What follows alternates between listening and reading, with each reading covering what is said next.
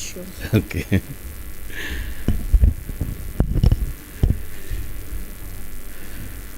Mr. Sharan, President of Green Tech Foundation, Mr. Rawat, Executive Director, Canara Bank, my colleague on the dais, all my friends, ladies and gentlemen, a very good evening to all of you.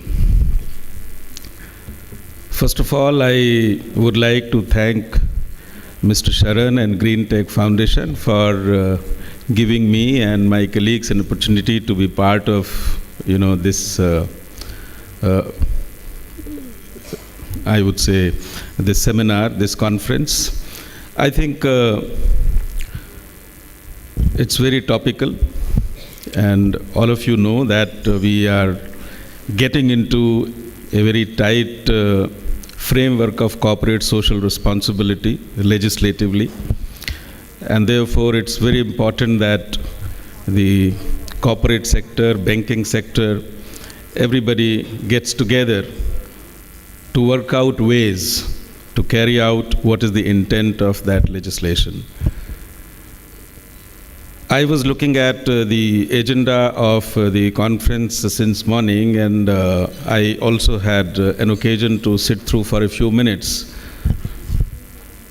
I think a lot has already been covered on the subject of corporate social responsibility. I don't think I have much to add.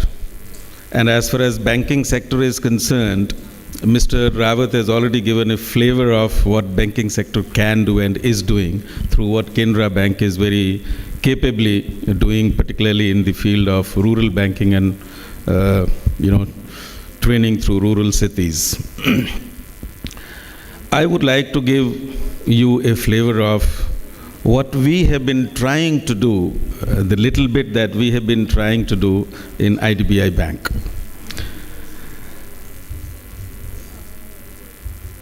Maybe all of you are aware of IDBI Bank, but I think not everybody may be aware of the history of IDBI Bank. So I'll just like to tell you a little bit that we have been around for 50 years. This is actually our golden jubilee year of existence.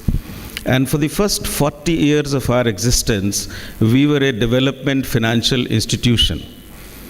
And development was an essential part of our name and our functioning and our mandate.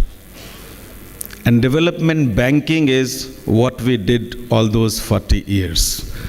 And development, though it was called industrial development, but it touched all aspects of life. And therefore, it ingrained in itself social development as well. In that sense, I would say that IDBI has, right from its inception in its mandate, an element of CSR. And that's why we say that at IDBI, CSR has been the way of life. You would be aware that we were one of the apex bank. We set up several institutions in the financial architecture. We were having mandate to actually pass assistance through state level institutions to set up, promote and assist state level technical consultancy organizations. We promoted several educational institutions as well. In fact, as a part of our mandate, we used to have a separate development assistance fund. The idea of segregating and carving out a certain portion of your profit has now become formal, but we had in it right from beginning a separate fund called Development Assistance Fund, through which we used to assist projects which did not have profit angle and which always had a social angle to it. It was also carved out of annual profits of ours and accumulated every year, and it had a very well laid out mechanism for selection of projects, for implementation of projects, and also for evaluation of those projects. Of course, that mechanism had to give way when our mandate changed into a universal banking, and now we are doing similar things in a different way. We continue to be part of several initiatives that we had taken earlier. For instance, we had set up several science and technology parks. We're still part of some of them.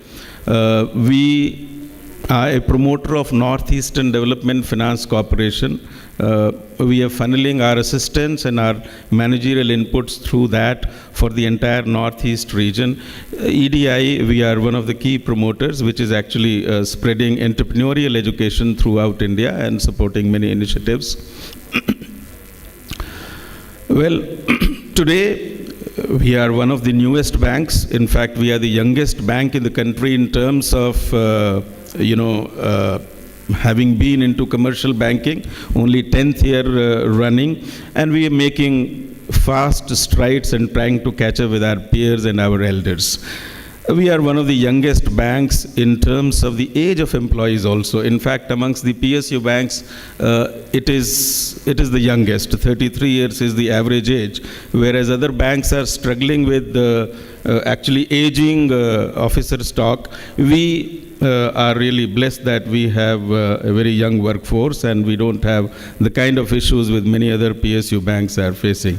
This actually gives us an advantage because if most of your workforce is young, they are looking at the issues of modern India in a different way, and they really try to devote a portion of their energies into something which is socially relevant. So that is why we see much more enthusiasm in our rank and file to engage in any socially relevant activity. I'll just give you an example. I run a blog on our intranet in the bank, and recently when Uttarakhand tragedy happened, I wrote a little piece and invited people, if people would come and join the relief work in Uttarakhand. The response was tremendous. People were willing to take leave, come over, actually contribute financially. They did contribute financially as well, but they were all willing to come down to Uttarakhand, work for whatever could be done there. Of course, things could be done through the accredited NGOs only, but I was really overwhelmed by the kind of response which our gave, and our people did land up there and did some meaningful work. We have, like all organizations, a CSR policy now. We have a board-mandated CSR policy. We have a board committee, CSR committee, as is the requirement also. And now these things are being done in a much more systematic fashion.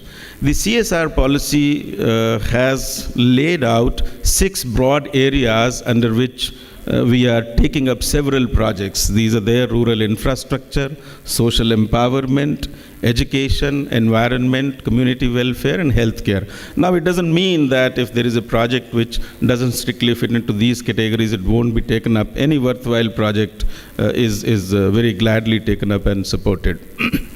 For instance, in rural infrastructure, we have recently provided solar street lights in villages in Maharashtra and UP.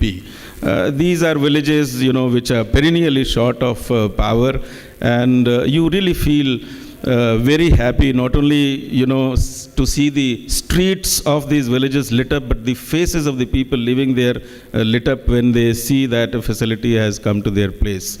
Social empowerment, for instance. In social empowerment, we have worked together with Tata Institute of Social Sciences and done a really novel project. We given scholarships to 11 graduates. They really committed people. They wanted to stay in the villages. This has been done under the aegis of Tata Institute of Social Sciences. A 2-year project. These 11 students stayed in these villages in the same conditions in which the villagers are staying, studied the local economy, the local linkages, and worked out projects which could be implemented with the help of the bank and other institutions. This is something which has not only given them a unique experience of how things happen at the village level, but it has given us also as an institution insights as to if you want to assist projects of that nature, then how to really make them meaningful rather than only sitting in the offices and doing sub-table projects. In the field of education, recently we have actually teamed up with Isha Foundation. Many of you may be aware that Sadhguru Jaggi Gurudev, he has recently really acquired a lot of fame in the field of spiritual education and awakening. They are running Isha schools mostly in the villages of Tamil Nadu right now. So we have actually given assistance for construction of 7 classrooms fully equipped so that say about 300 odd students could study there. All this is for those students who are actually economically disadvantaged and therefore the benefit directly reaches them. In the field of environment, we have done a lot of work, but one recent one is what is being mentioned here. This has been done in Ujjain, and this is actually a project where waste is collected by rag pickers. And we see many of these people, doing it in a very random fashion. But what we have done, we have actually provided them very clean bins. We have provided them dresses, gloves, and then also helped them to establish backward-forward linkages for sale of this so that it can be recycled and then made into useful products. In the field of community welfare, we have, I don't know whether you have had the occasion to see a video. We have actually given to the foundation a video on this project which we have done in Ladakh. Ladakh was, it underwent a tragedy of flash floods about 4 years back, and then, here also, together with Tata Institute of Social Sciences, we wanted to do something. They were already there. And then, we zeroed in a particular project of converting a destroyed village, actually recreating a village which has been devastated, into a model village. The task, in a way, involved studying what is possible at this stage, how to actually give back the livelihoods to the people who had lost it in those floods, how to create infrastructure which already existed but had been wiped out.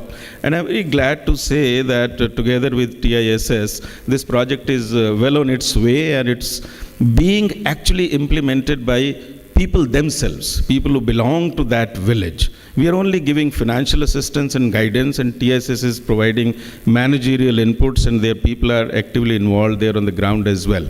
This is one of our really favorite projects, and we would like to do more of such projects. In fact, we have offered to, and we yet to get a response from Uttarakhand government as also Odisha government, after the tragedies have happened there, that we would like to adopt say about half a dozen villages there also and do similar kind of work. In the field of healthcare, it's a continuous process, but it's a recent project, where 400 schools in UP, they have been provided facilities through the aegis of UNICEF. This is actually, again, a unique project. All these schools, they are provided, their students are provided midday meals. But what was observed that, these students, they'll get to eat this without washing their hands properly. So it's actually a project to teach, spread awareness, and actually implement that as far as those students are concerned, that the right kind of washing material is made available to them. They are taught how to do that and ensure that before actually getting into eating, they do that so that, they're saved from any possible diseases. UNICEF is actually collaborating with us in this, and this, therefore, very interesting project. This Rural Transformation Fellowship Program I already mentioned. Ladakh project also I've already mentioned. About Uttarakhand, Odisha I've already mentioned. We sort of through these examples, the point that I have been sort of trying to make is that unless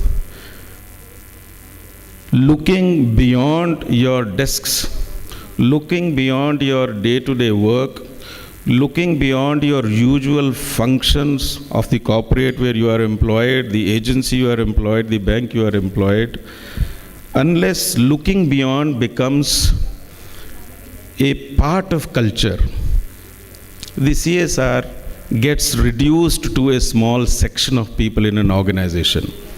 And that's where we are trying to actually make a difference. We're trying to see that it is a responsibility of every branch of, say, currently 1,200 odd branches of ours. Every unit of IDBI Bank, wherever it is located, it establishes certain linkages with the society, with the people amongst which it does its business, with whom it does its business. The surroundings in which it is located, it should be sensitive to and responsive to. That's the kind of culture we have been trying to inculcate. And that is why we are seeing that as bottom-up